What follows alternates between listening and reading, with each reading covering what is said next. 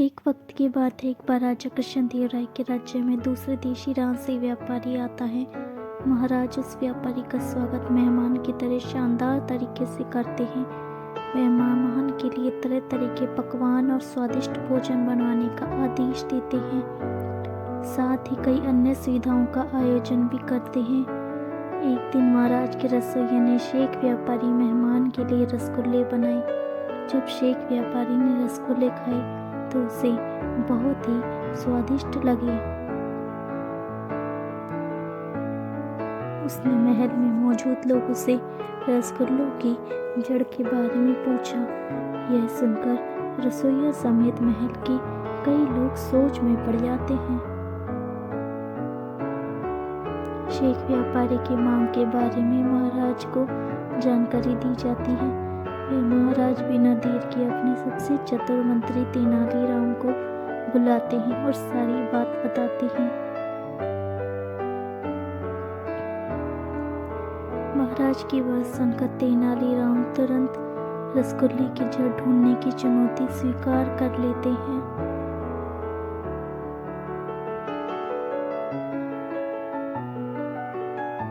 वो महाराज से एक कटोरे और छुरी की मांग करते हैं।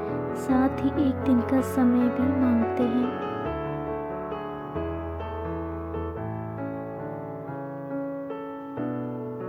फिर अगले दिन महाराज की भरी सभा में तेनालीराम कटोरे में रसगुल्ले की जड़ लेकर आ जाते हैं। कटोरा मलमल के कपड़े से ढका होता है।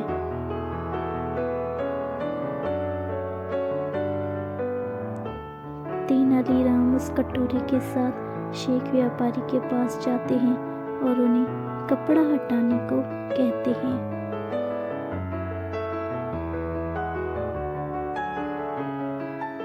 जैसे ही शेख व्यापारी कटोरे का कपड़ा हटाता है तो वहां बैठा हर कोई व्यक्ति हैरान हो जाता है। उस कटोरे में गन्ने के कई टुकड़े होते हैं। महाराज के साथ हर कोई हैरान होकर तेनालीराम से पूछता है कि यह क्या है। बुद्धिमान और चतुर तेनालीराम अपनी बात रखते हुए सभी को समझाते हैं कि कोई भी मिठाई चीनी से बनती है और चीनी को गन्ने के रस से बनाया जाता है। इसलिए रसगुल्ले की जड़ गन्ना है। तेनालीराम की आवाज़ सुनकर सभी हंस पड़े और खुश होकर तेनालीराम की बात से सहमत भी हुए। इस कहानी से हमें यह सीख मिलती है कि किसी भी सवाल या परिस्थितियों में चिंतित न होकर धैर्य के साथ विषय की जड़ तक जाना चाहिए, फिर उसका जवाब ढूंढना चाहिए। दोस्तों, अगर आपको ये कहानी अच्छी लगी हो तो चैनल को लाइक और सब्सक्राइब कीजिएगा ताकि आपको इसी तरह की और स्टोरीज टाइम टू टाइम मिलती रहे। And thank you so much for watching. Thank you once again. Keep watching, keep subscribe, keep follow for more videos like this. Thank you.